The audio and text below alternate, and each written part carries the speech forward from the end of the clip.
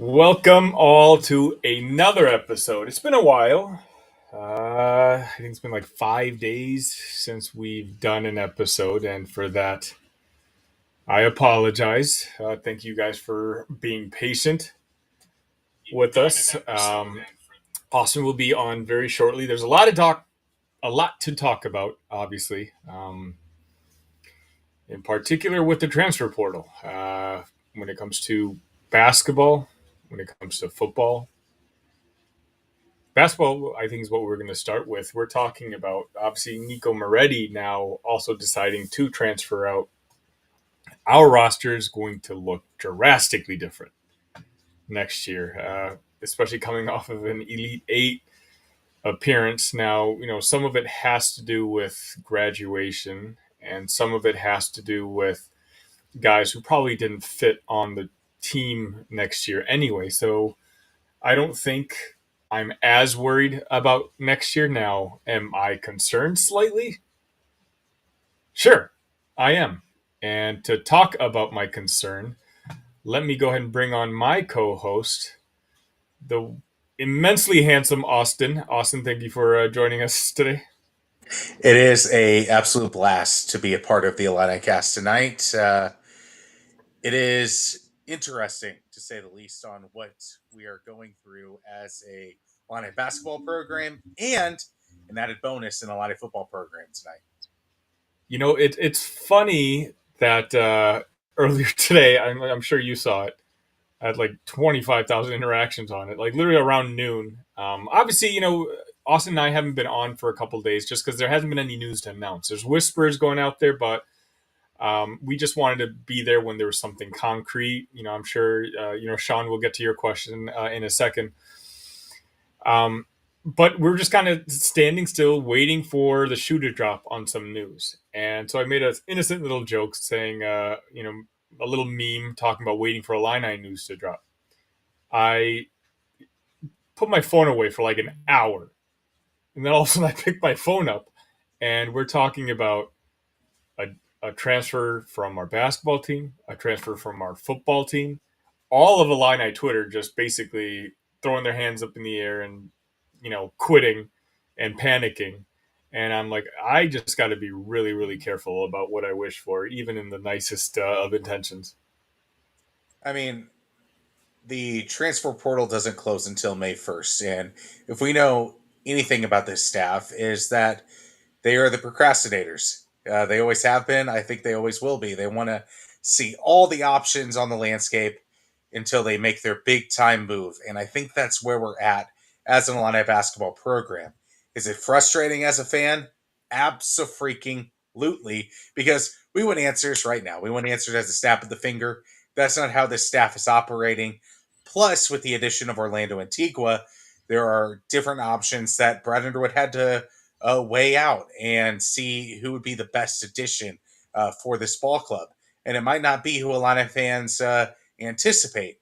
Brad likes to stay old and get old, and we don't know who that might be in terms of the big time 5 edition.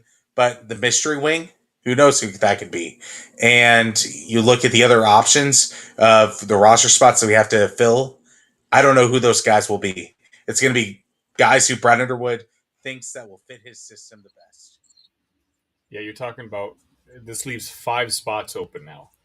And I don't think there's any way we're filling it with 5 guys. I think our best case scenario is at least leave one scholarship open, which is not necessarily a bad idea. It's worked for us in the past.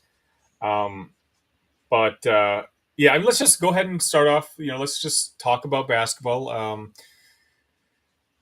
1 through 10. 1, the program is dead. Number 10, not worried at all. Where's your concern level with our basketball team and our program in general right now with all the complete roster revamp? A 10. I don't find any level of concern at this moment. Yes, there are a lot of spots to fill on this roster, but why should I be worried if Brad Underwood has done this in his past? You got to remember he came from the junior college background where he had to fill maybe 12 spots at the time if he had all sophomores of the junior college level. This is a atmosphere that Brian Underwood thrives in. This isn't a typical college basketball coach anymore. This isn't Coach K building a roster.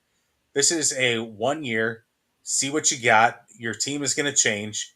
And that's what the junior college level is. And Brian Underwood has coached under that environment year in and year out early on in his career. So I have zero reason for any concern over the loss of like Nico Moretti and Dane Danger. I feel like those guys are very replaceable for Illinois.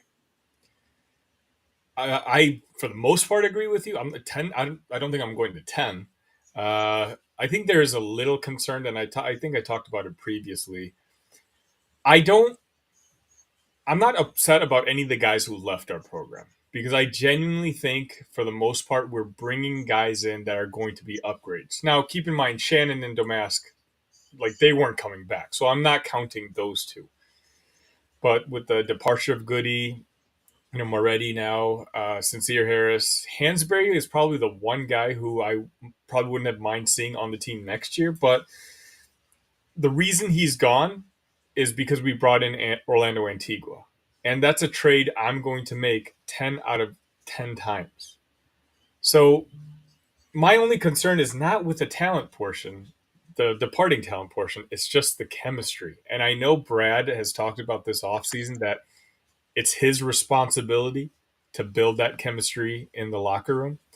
And I hope he's right. I mean, he's very much a forward thinker. He's a guy who really does seem to kind of always keep an eye out towards the future, and especially compared to his peers. I'd probably put the rating around an 8.5, 9. Again, still super confident. But this is one of those situations where if all of a sudden our team doesn't land the wing that we're supposed to get, or even if it does, and we are able to acquire the talent, but there are chemistry issues, there are locker room issues like we experienced 2 years ago, where we were pretty excited about the new incomers. This is going to be a really easy finger to point at Brad. And the Brad haters, of which there's plenty for some reason, are going to be circling back to this offseason and say Brad was just way over his head in all this. I would agree with you if these guys were all last year kind of guys where they were all just trying to get the most out of their last year of college experience. These guys, for the most part, that Brad has signed so far, have multiple years of eligibility, meaning that they aren't just the true mercenaries that Brad Underwood brought in 2 years ago. This is a team that knows that they have some things to work on as a player. Like you're talking Trey White, you're talking Davis, you're talking Boswell. All these guys have multiple years of eligibility. And I don't have the concern that they are going to just be looking for that NBA ticket this season. So they have no choice but to play as a team this year. So that's why I'm a little less concerned than the 2 years ago mercenary tactic that Brad Underwood instituted. Yeah, I want to. I'm seeing all these comments and thank you all for them. We'll catch up on these a little later, but I did want to highlight this one by Jason. Jason, tell Colton I said hello. TSJ was an April 29th ad, wasn't Feliz a really late ad also? Yeah, I'm not too worried about what our roster is going to look like when it comes to fall camp, when it comes to opening day, with our scrimmages and whatnot. I trust the staff 100%. I think we're going to. If Boswell is the best player that we acquire this offseason, I might be mildly disappointed, but I don't think he is. I think there's at least one ace up our sleeve, and potentially two.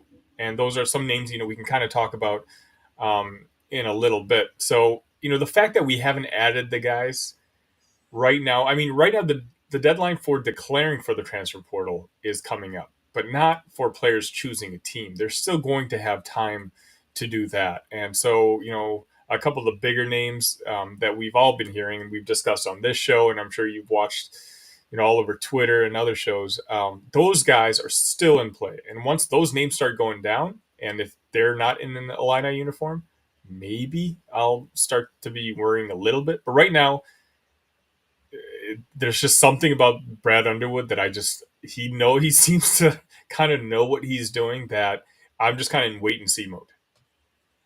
Exactly. That's all we can do as Illini fans right now. There's no use in freaking out because there are a lot of guys that haven't entered the portal that will. I mean, remember the clip that we were seeing like early on in the transfer portal window? How many guys were entering by the day? I feel like that rush is going to come back here in these final days of the portal, realizing that, oh, I'm not an NBA player. I need to come back to college.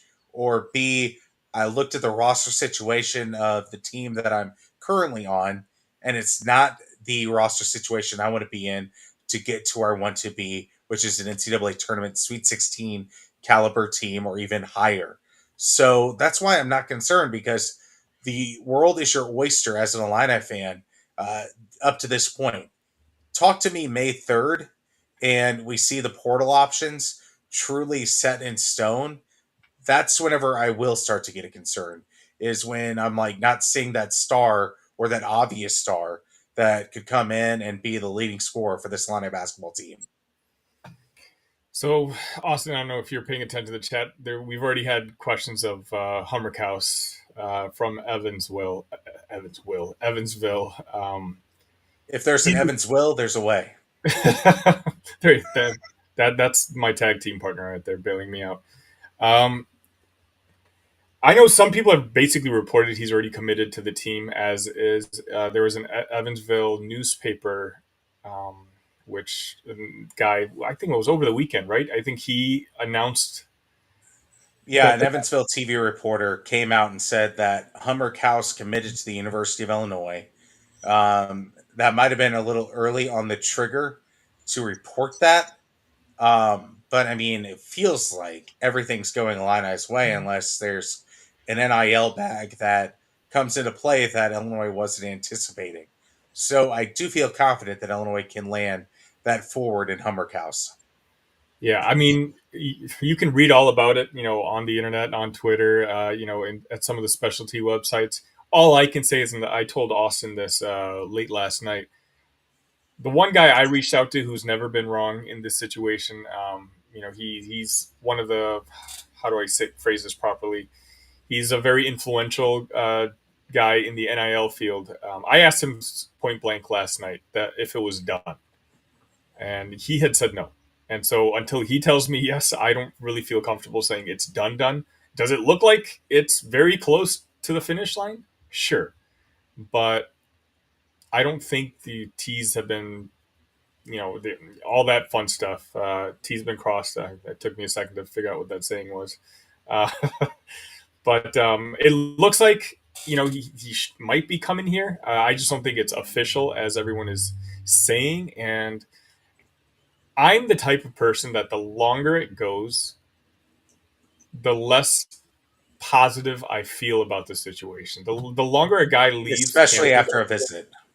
right? Exactly. That's exactly what my next point was going to be. He's left Champaign, and now that's where, like, the enthusiasm, like all the excitement, slowly starts to wear off, and then you can kind of start listening to other people, and as you mentioned earlier, other numbers, whether it be NIL numbers or this that. That's when that starts to come into play again. And so as of now, I'm still pretty confident. I'd probably say there's like a 75% chance he's becomes an Illini next year. But tomorrow, if he doesn't commit, it's like 74 and a half, and then 74 and 73. It dwindles slightly for me personally. Absolutely. I mean, the minute you have those conversations with other colleges, the playing time can drastically increase from the time that you were on that particular college campus. It can be like, oh, we found some minutes. Now we're looking at you at 85% of the minutes at the four position. That's the way it kind of operates after you leave a certain college, because they know the weaknesses that you have and they can capitalize on those weaknesses. So I feel confident that we can land a guy like him, but it's just a little nerve wracking when the time starts to tick faster after the visit.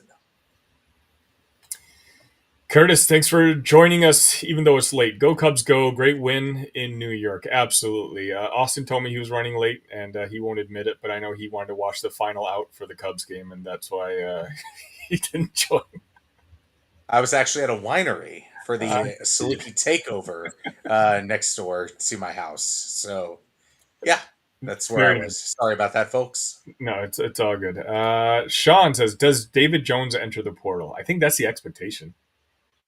Um, Yeah, I mean, unless FedEx gets in the way, because they just signed a large NIL essentially promise to the University of Memphis, so that could change things. I don't necessarily know if he's quote unquote hashtag mystery forward at this point, but or mystery wing, but he does check all the boxes of what Illinois is wanting slash needing. I think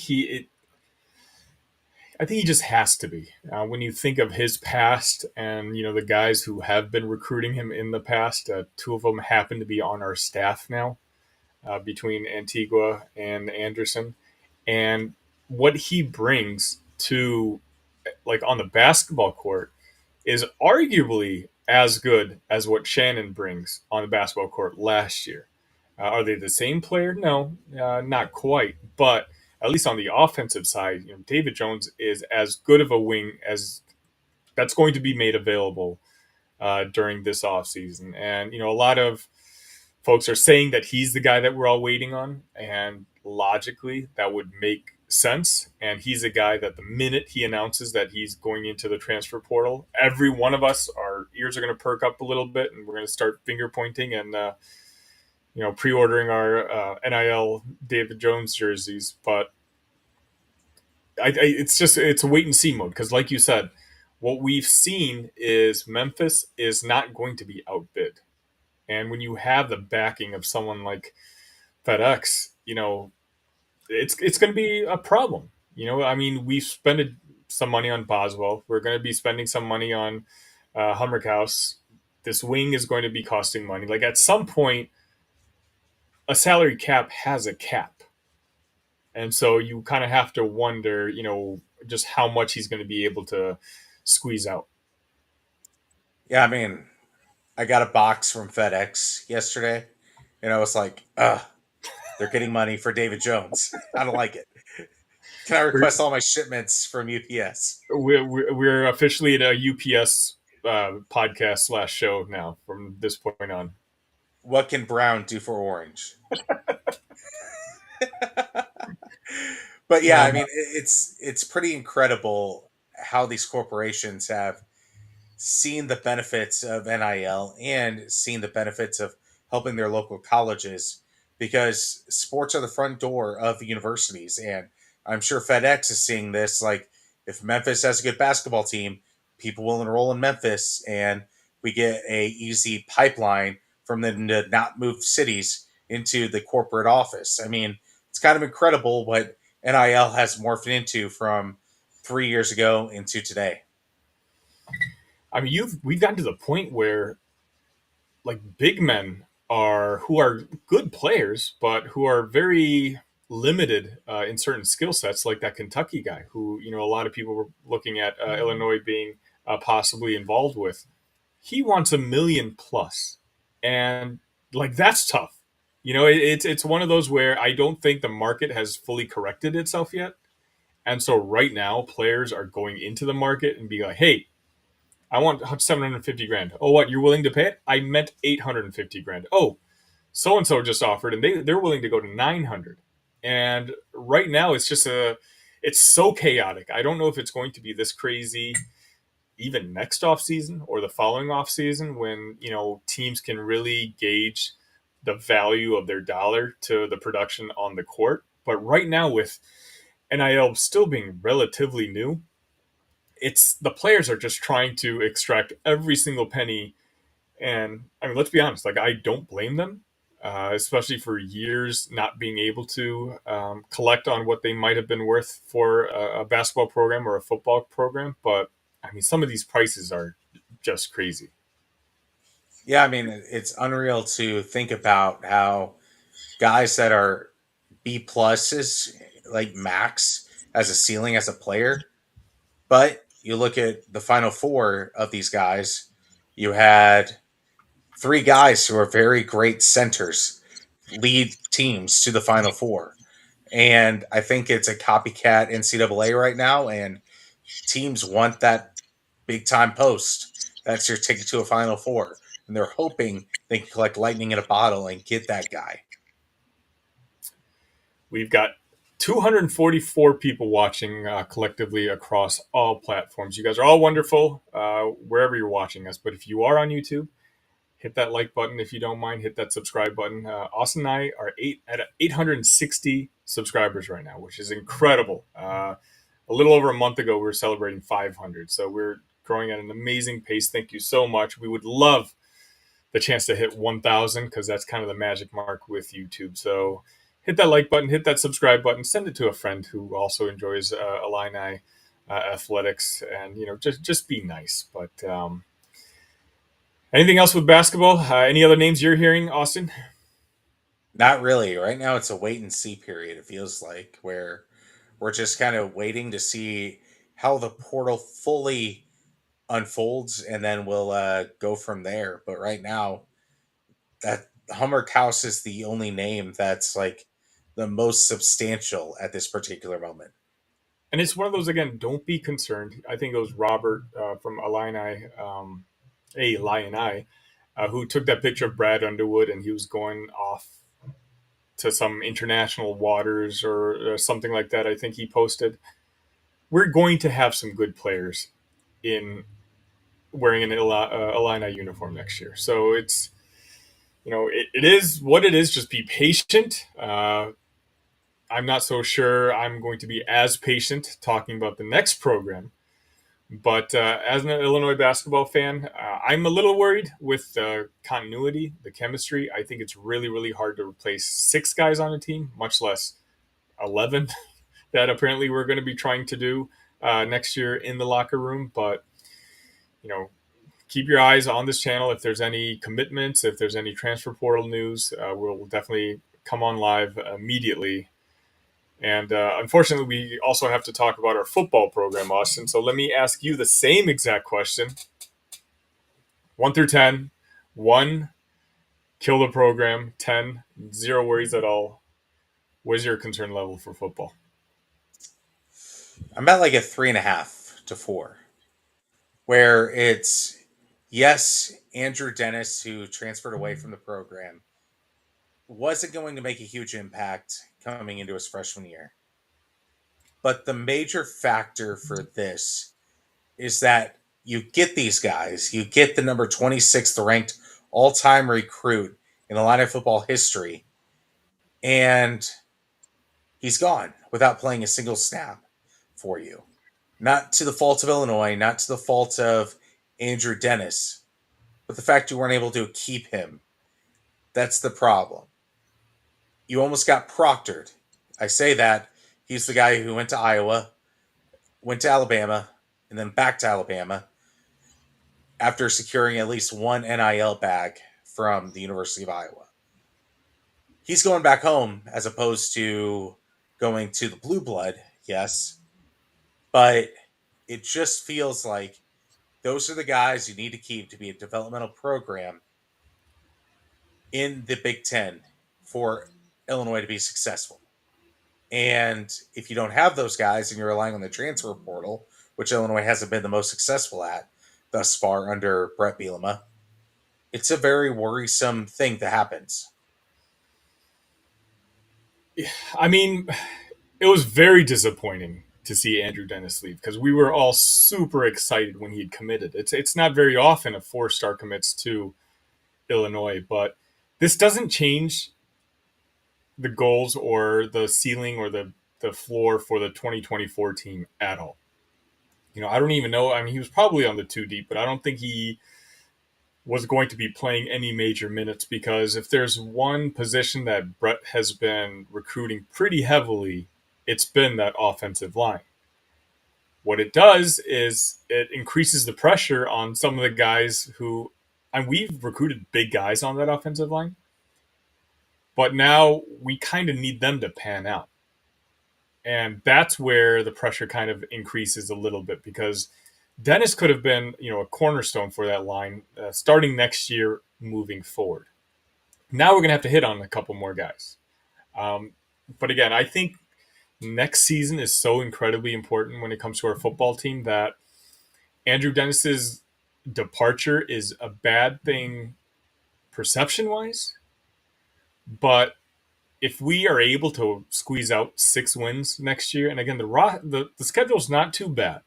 The talent levels to be argued, and again, from what I'm told, I was told about a week and a half ago by that same source I referenced earlier that SEC teams were coming in and just offering at least 3, 4 guys on our team $500,000 to jump ship, and no one did. So, and Icon has been doing a fantastic job raising some funds, and I think the fact that we really Toby would that hurt to leave because he was going to be playing some major minutes on the field this year, but there's no one that's been like, oh my gosh, we lost him. Brett has done a pretty good job with retention, and so that's why the loss of Andrew Dennis right now hurts because as an Illinois football fan, there's not a lot to look forward to.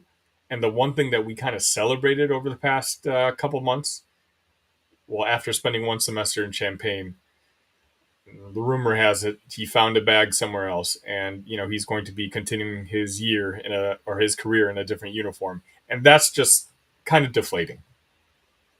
Yeah, I mean, I think this kind of strategy that Proctor and Dennis kind of hit on, I think that's going to lead to the players becoming employees because you can't just expect fans to just dole out money to players that aren't going to be in your system for years. I think that's where you're going to have some minimum contracts for these players to be employees of the university as opposed to the fans footing the bill for players who aren't going to make an impact on your roster. And I think that's going to be the change. Um, I don't know if it's 3 years from now. I don't know if it's 5 years from now. But I think that's going to have to be the case because fans are just going to stop donating NIL money if it means that you can game the system in this kind of way. And that's just it's unfortunate. It's we have a decent system in place. Illinois can compete, in the middle tier when it comes to the Big Ten, when it comes to funds, middle to bottom. But we're not a bottom feeder by any stretch of the imagination.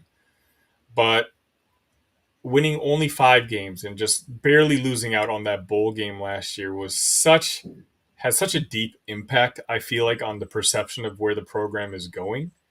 Now I'm a huge Brett guy. I like Brett, and to me, 5'7", 5'7", 8'5", 5'7", in his 3 years. If you had told me that before, when like the day he signed on as head coach, I would have probably taken it, just considering where we were previously.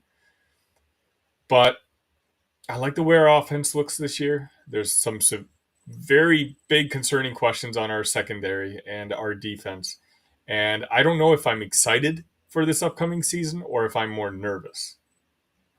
I gotta say, I'm nervous. I'm not excited about any aspect of this Illini football program. I like Luke Altmaier, but this is a Luke Altmaier that Brett Bielema couldn't trust in the final 2 games and let John Paddock wither away. And in 2 losses, that you needed some legs on your football team, and Luke Altmaier couldn't be those legs. That's where a huge concern comes into play. It's like, is Luke that good? What's going on here? So that is a concern offensively. I like the wide receiver room. I like the new coach that we brought in. I like Caden Fagan. But then you think of this offensive line who had some issues um, at times in the passing game. And then defensively, you lost Johnny Newton. Your linebackers haven't proven anything. Your secondary has lost Tobe. And I just don't think this team is set up to compete with the schedule they have. EIU, I think that's a win. Kansas, I think that's a loss at this point. I trust Lance Leipold's staff and team more than Brett Bielema's. We've seen it last year in Lawrence. Central Michigan, that's a win. At Nebraska, Nebraska's very much improved. I can't say that's a win. Penn State, heck no. Purdue, I mean, you hope that Ryan Walters and that Purdue staff haven't elevated the talent and developed that talent faster than what Illinois can do. Then you have a combination of Michigan and Oregon. Don't even think about it. Minnesota, you beat them every year in the Brett Bielema, PJ Fleck era, but do I have confidence that that can continue on? No. And then you have Michigan State. I don't feel confident in that. And then Rutgers and Northwestern. You should have beat Northwestern last year. That didn't happen. And then Rutgers, Greg Schiano seems to have Rutgers figured out. So I just don't feel optimism in the schedule. It's nice to welcome back negative Austin back when we bring football season. I mean, we're going to return two guys on our basketball team next year, and you rated it a 10, zero concern whatsoever. And our football team. Now that we talk about football teams, you have us losing to teams like. I mean, I think we should beat Michigan State. I have the complete opposite opinion of you when it comes to our quarterback situation. I think our quarterback room is as good as it's been in a very, very long time. I don't think Luke lost the job last year. I think John Paddock won that job, and John Paddock was just a really, really good quarterback who had caught fire at the end of last year. I don't really think it was anything to do with Luke not performing up to par. I don't think he's just quite the passer, and he was making the quick decision making that Paddock was doing. So, I think Luke could have gone two different routes. He could have, especially in this day and age. I mean, that's what the title of this episode is: the transfer portal. If he was a quitter, he could have said, "Hey, you didn't believe in me. I'm going to go to a different program. I'm going to start somewhere else and go to a coaching staff that did believe in me." But I don't think that's the reaction he got from the coaching staff. I think he kind of understood what John was doing was very special. It was making national headlines when he's throwing for 500 yards. I think he learned from John, from watching John. I think they had a good relationship with one another. At the spring game, Austin, I'm not sure if you got a chance to catch up on it, but Donovan Leary looked really good. He had some zip on his ball. And then we have Trey Petty, who may end up being better than all three of them, and who certainly fits Lunny's style. Quarterback for the first time, and it's amazing just thinking about where we came from the Lovey years, where we were starting guys that were better running backs than they were guys under the center. And now I think we have three guys who I would feel okay with starting football games for us moving forward. I don't really think so.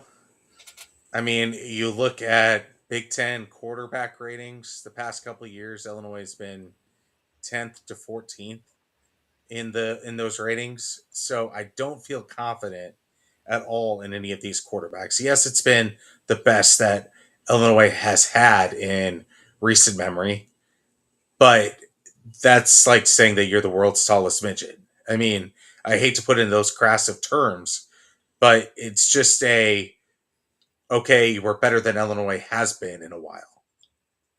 But I mean, we're Illinois, so it's like slowly we just need to keep increasing, right? Like for me, that's where I kind of stand. Like Luke, this is the first time Brett is bringing back a quarterback for consecutive seasons. So it's a full year of learning the system. We've got the same offensive coordinator coming back. We have Pat Bryant. We have talent in the wide receiver room, as you mentioned, and our running back room. If they stay healthy, which of course is a big if, is one of the best in the conference. I feel like there's just a lot of really good talented players there. So I think there is a little extra level of pressure on Luke this year because the Casey Washingtons and Isaiah Williams, who both are going to be playing in the NFL next year, they were playmakers on last year's team.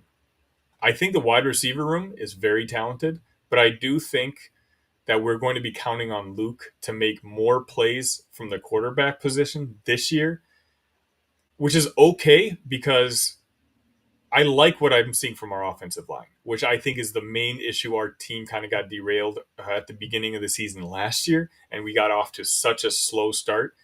I think Luke, with another year of development, he's got his legs as a weapon, but when he's got those 5, 6 guys in front of him blocking for him, he's going to reach a level where he's. I think Luke will be a top half Big Ten quarterback in 2024. I mean, we saw the worst nightmare of Kansas and Illinois, where Luke didn't have any time, and that was a tough experience to watch. On And national TV. yes, and you hope that the pass protection has been better. You hope that Barry Lunny has figured some things out strategically, not only in the X's and O's of the physical bodies, but strategically that those kind of things don't happen at mass like they did early on in the season, even against MAC opponents early on in the season, where Luke was just getting harassed in the pocket. So hopefully, some things have improved in that situation as well. And with Fagan, as you mentioned, like he's a guy that I think we have 2 guys in our backfield that can rush for 1,000 yards if the need arose. But the problem with that running back room is they just all seem to keep getting hurt. You know, whether it's Jordan Anderson, Fagan got hurt last year. Aiden Lawfrey had a great spring game, and he was one of the pleasant surprises for me, at least. He kind of provides the opposite of what the other guys provide. He's more lightning than thunder, and so hopefully we'll be able to utilize his skills. But again, it's going to be important that he stays healthy because there's a reason he was the only guy really showcased in the spring game. It's because he was the only one healthy enough to play in it. Right. I mean, that's the huge risk is relying on a running game where you might not have the running back power going at the end of the season if there are some injuries that pile up. So I really hope that Caden can stay healthy because he is a top half of the Big Ten running back. I think this running back room as a whole, at least at the top end, can be top half of the Big Ten. It's just the rest of this team. Can these young wide receivers step up and make a difference? And can the quarterbacks get them the ball? Top one in the Big Ten is the fan base for Illinicast. We appreciate you guys watching. Hit that like button, hit that subscribe button. Austin, did you watch the draft? I did. I did watch the draft. It was exciting to see Johnny Newton get drafted, even though he's going to the hated Washington Commanders from this Philadelphia Eagle Yeah, fan right. standpoint. But I mean, it is nice to see these Illini players' dreams come true in live TV fashion. I mean, that's just what the draft is all about. Sometimes I don't even care about what happens with the Philadelphia Eagles. I love just seeing the family celebrate with these players, and especially with the crew at Atlanta Inquirer being in person, seeing Tip Ryman's family and seeing Johnny Newton's family go through that draft experience. That warms your heart right there. Yeah, that Newton draft fall had Iowa vibes all over it. You know, Mm-hmm.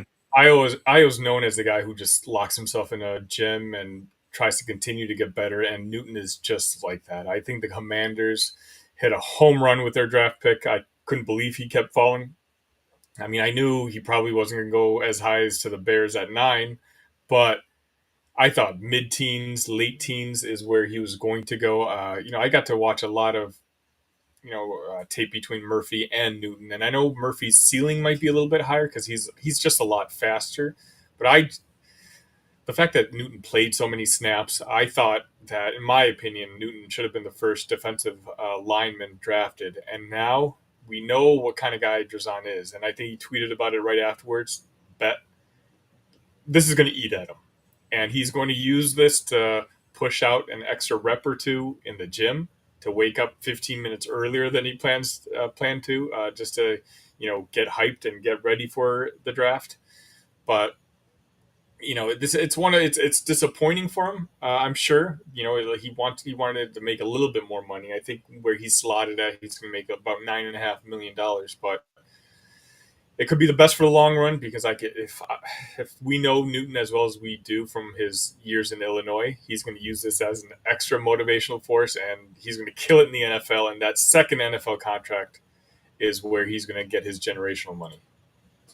Yeah, being on the same team as Quan Martin, that's awesome. And then seeing Isaiah Adams, pardon me, and Tip Ryman both being on the Arizona Cardinals, that's awesome to see as well. Seeing two guys that sometimes don't know if they're going to see each other again in the NFL, able to at least go to a rookie minicamp together and experience what being a pro is about with somebody familiar with you as well. I mean, that was so cool to see. I think Isaiah Adams is my favorite story from the draft this past year because he's a guy who could have been drafted higher a year ago. Again, we just referenced it. Our offensive line was in shambles this year, and the coaching staff simply asked him to move positions, and he didn't complain. He did it. And so a lot of the rumors were that he'd be a late round draft pick, saw a guy who may not be drafted, but it's just nice to see that it wasn't just his tape from last year, but his entire career, was kind of looked at, and that the traits are there, and coaches trust Brett Bielema, and Bielema was saying wonderful things about Isaiah. That's one of the stories that, you always worry that when a player's too selfless, if that's going to cost him at the end. And at least in Isaiah's case, that wasn't it. What happened. And I mean, from a guy like Tip Ryman's perspective, he's a guy who bet on himself. A lot of people, including myself, thought it was kind of crazy him even considering making the jump to the NFL draft at that point in his career. But the combine that he had, the traits that he showcased to NFL talent evaluators, propelled him from, I thought, an undrafted guy to third round. That is just incredible work by Tip from the end of his season to the NFL Combine. The amount of work that he put on his body, and seeing those rewards had to have been so nice for the Ryman family. We had four guys drafted this year? I'm trying to look it up. Yes. And then Isaiah Williams got signed by the Lions. I know Paddock went to the Dayson, Falcons, as yep. Phil pointed out earlier. And then Daxon got signed by the Cowboys. That's a lot of NFL talent. And not too much And a to show for 5-7 record to show Right, for it. Yep. right. It's it's disappointing, but again, when we talk football, I try to be more optimistic just because I think football needs a little bit more enthusiasm. So I just remember there being consecutive years in a row where we'd have zero guys drafted, zero guys going on to the NFL draft, and that was very deflating. Like that was, ruined any sort of enthusiasm you had for the program. So I'm going to take it in a positive way that, we're starting to develop guys, these raw guys. And, as long as we give Brett, a little more time, we'll be able to churn out a couple more guys to the NFL. I still think we have a couple of NFL potential guys on our team now. And I hope it's kind of a yearly thing where we're able to get 3, 4, 5, 6 guys into the NFL. And maybe, hopefully, the wins will come with it. Yeah, I mean, you got to hope that Brett showcased the NFL draft to these transfer portal guys, especially in the secondary, that said, hey, guys, I know there wasn't any secondary drafted this year, but look at years past. Look at Devin Witherspoon, 0-star recruit to a top 5 pick. We could do something similar to you. Kirby Joseph, also another guy. Like, the list goes on of defensive backs that are from Illinois that are in the NFL. So that's where Brett Bielema has to capitalize on these last few drafts that Illinois had and really input the talent from that perspective. And just because we are talking about defensive backs, some of you know on the side, I am helping a different platform cover Texas football. And I'm just kind of confirm what's already been out there that a lot of people are saying Terrence Brooks, who was a former 4-star prospect for the Texas Longhorns, he decided to enter the transfer portal. I think it was officially today, but it was known a couple days ago. And there have indeed been conversations with his camp and the Illini. Obviously, Brett and staff are really harping on the development of those three guys going in the top 70 picks 2 years ago. For those wondering why he's in the transfer portal, I don't think he's quite lived up to what he was supposed to be as a Longhorn. And let's just be honest, Texas right now might be the hottest team in the country when it comes to recruiting. They just had 11 guys drafted in the NFL. So if you're not really performing at a 5-star level, they will over recruit you. And from what I heard, or at least from what I was told, the conversations that they had post spring game about NIL allotment and whatnot wasn't quite what Terrence wanted to hear. And Terrence showed up, I think, about 11 and a half pounds overweight compared to what he was supposed to come in. So they decided, for both parties, kind of decided it would be best to kind of separate and go in different directions. And now that I'm telling the story out loud, it kind of sounds a little bit like the whole Luke Goody saga, minus the weight gain. Yeah, I mean, I do think Texas and Illinois are in very different states of football programs compared to Illinois and Indiana, where Luke Goody's almost going down a level compared to Illinois and Texas, like that. So I, I I would love him. I think that this is the type of fit that Brett Bielema needs to find at every single position of these blue chip kind of teams. Find the guy that hasn't quite made his mark and become that developmental program through the transfer portal, even over the prep recruiting cycle. I mean, he would immediately become our best cornerback. Oh, for And sure. he would have that NFL potential that I just referenced a little bit earlier. Like he's got maybe not first day, but at least second day NFL potential from everything that I've learned about the kid. So, hopefully Brett and the staff can get it done. They seem to kind of do their work in the shadows. You don't really hear about who they're going after until all of a sudden they're signed. But I just want to at least confirm that rumor, just because we were talking about how bleak our secondary is looking. I think if we were able to add a guy like Terrence Brooks onto this Illinois team, that would make me feel a whole lot better. Again, the fact that he's leaving Texas is not just all on him not being good enough. It's different from not being good enough for Texas and being good enough for Illinois. Yeah, you need at least one lockdown ish corner in the Big Ten. And I feel like he could be that guy for the Illini. Just like Austin is that guy for the Illinicast here. Thank you so much, Austin, for joining us. Joining us every week, every episode. I don't know what I'm talking about. Thank you, everyone watching, for joining us. That's what I meant to say. We're at 862 subs. Okay, so we gained a couple, not quite as much as we need. So hit that like button, hit that subscribe button. Austin and I'm going out of town this weekend, but I've got a pretty good. Philip likes your little snipe earlier. I mean, it's true. When Absolutely Mike true. Woodson and Indiana, come on, like they got torched by Tominaga on their home court. Come on. I'm not worried. I'll be honest. And Blair, if you're watching this, my Indiana friend, good for you. But I'm not worried.